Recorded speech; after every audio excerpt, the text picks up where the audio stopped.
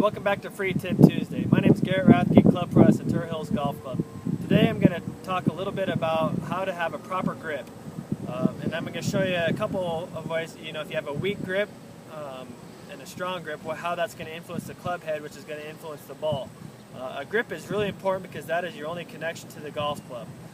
If we have too weak of a grip, that is our left hand is too far under the golf club and our right hand's too far on top of the golf club. You see how they kind of form V's, and those are going up to your left shoulder. That would be an incorrect grip, and it'd be too weak. What's going to happen is we're going to set up too far open. If we're trying to hit a ball straight, when we set up to the golf ball, it's going to cause me to open my shoulders, and then when I wind up and turn my shoulders and take it back, as I go back, the club face is going to be way open.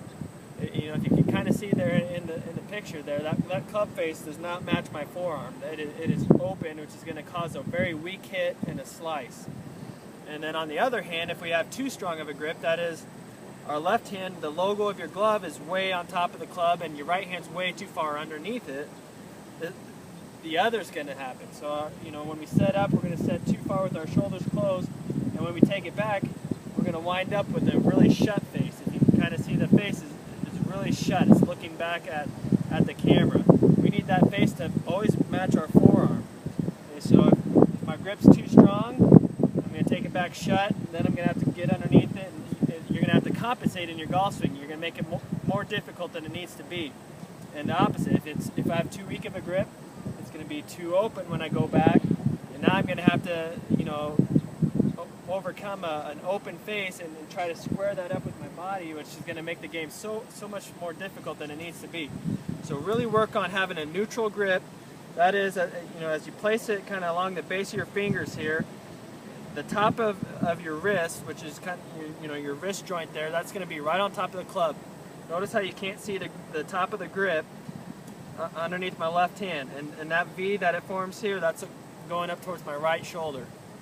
Then when we get our right hand on there, the lifeline or the pad of your right hand, that's going to sit on your left thumb, and you're going to run it right through the base of your fingers there. It's almost, you're going to form kind of a trigger finger with your right hand. So instead of kind of a baseball grip like this, your right index finger for right-handed golfers is going to get a little bit of a space between your middle finger there. It's going to kind of form an anchor. That's going to be there to support the golf club when you make impact with the ball on the ground.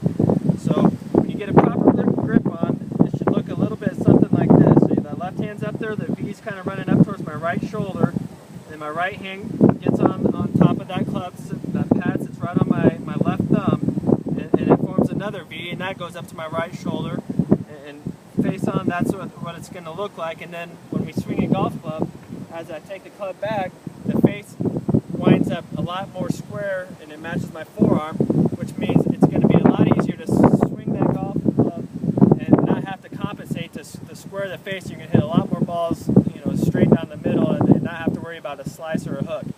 So really work on your grip. If you're slicing the ball, strengthen it. And if you're hooking it, and you have too strong of a grip, try to weaken it up a little bit.